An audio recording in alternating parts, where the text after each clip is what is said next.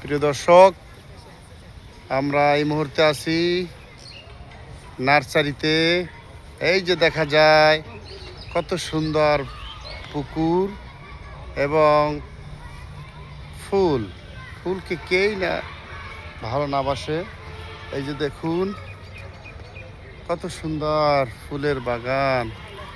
একটু বিকালবেলা যদি আমরা এভাবে ফুলের কাছে আসি তো মনে হয় মনটা ভালো হয়ে যাবে সকলের।